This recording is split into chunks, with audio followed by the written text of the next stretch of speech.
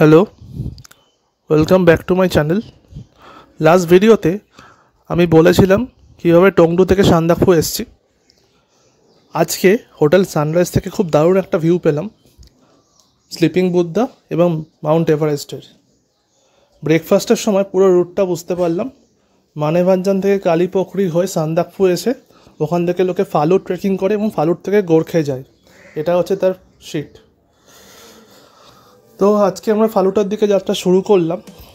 যাওয়ার সময় একটা ব্যাড নিউজ শুনতে পেলাম, সেটা হলো যে আজকে আমাদের ফালুটে নাইট স্টে করা হবে না, কারণ আমরা যেই গাড়িগুলো বুক করেছি সেগুলো 24 ইলেকশনের জন্য মানেভাঞ্জানে লাগবে, তাই আজকেই সান্দাকফুতে ব্যাক করতে হবে। গাড়িগুলো এক জায়গায় দাঁড়িয়েছে রিপেয়ারিংয়ের জন্য। এত হাওয়া আর রাস্তার যে অবস্থা, ভাবলাম নিজেই একটু ট্রেকিং করে নিই।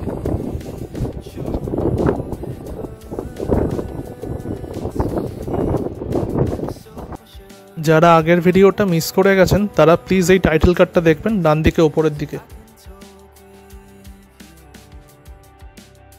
আল থেকে খানিকটা এগিয়ে আবার গাড়িতে উঠে পড়লাম এবং চলে এলাম চান্দু ভ্যালির কাছে, যেখান থেকে খানিকটা এরকম দৃশ্য পেয়েছিলাম। জায়গাটা সান্দাকফু থেকে প্রায় 5-7 কিলোমিটার দূরে। সবে আমরা 5 কিলোমিটার এসছি, এখনও 16 কিলোমিটার দূরে।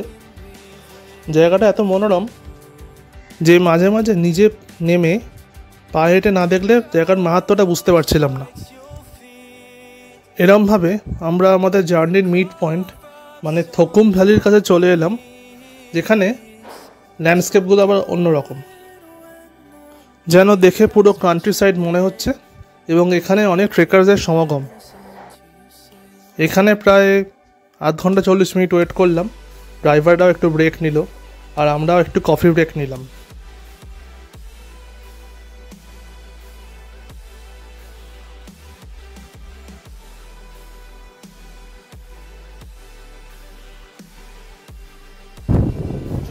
থেকে কিছুটা ট্রেক করে যাবো, তারপর আবার গাড়িতে উঠবো।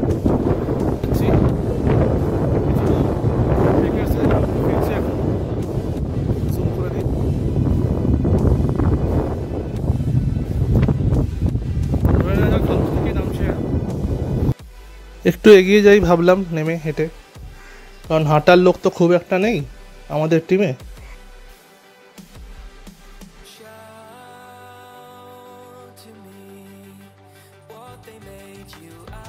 থকুম থেকে বেরোবার সময় অনেক চমড়ি গাই দেখলাম, পাহাড়ের আঁকে বাঁকে চড়ছে।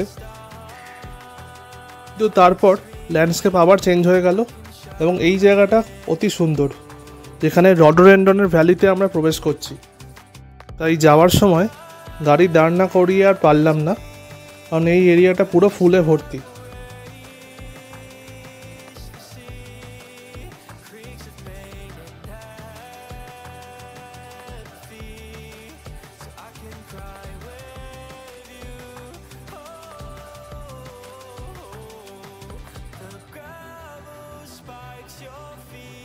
পুরো রাস্তাটা একদমই স্মুথ নয়, গাড়ি নিয়ে যাওয়ার মতো তো একদমই নয়, তাই লোকে এখানে ট্রেকিং করে এবং আমার ক্যামেরাটা এই জন্য শেক করছে।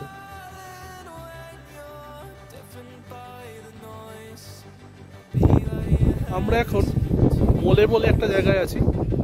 এটা ফালুট থেকে 5 কিলোমিটার আগে।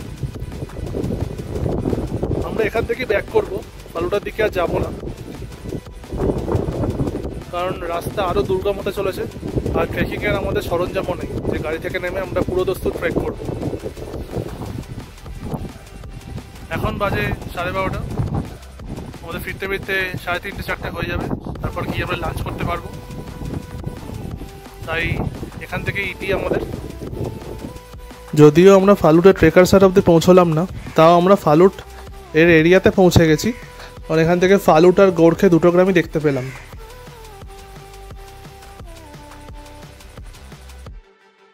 এরার সময় মানে দুপুরের দিকে পুরো মেঘ করে গেল এবং আমরা আল নামক জায়গাটায় পৌঁছে একটু ব্রেক নিলাম।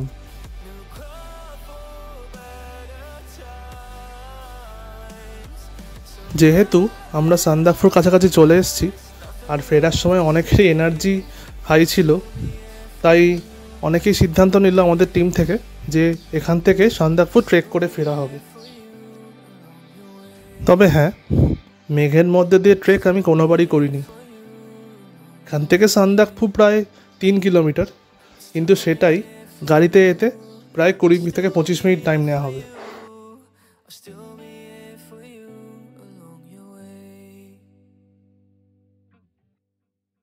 একজন টিম মেম্বার্স গাড়িতে ছিল, তাই তারা আগে চলে গেল। পর আমরা হোটেল সানরাইজের কাছে চলে এলাম এবং বিকেলের সানসেট দেখলাম। আজকে অতটা মেঘ নেই সন্ধ্যের দিকে, আজকে রাত্রে আবার পূর্ণিমা, তো দারুণ একটা ভিউ পেলাম এবং রাতের ডিনারটা আমরা খিচুড়ি হিসাবে এনজয় করলাম।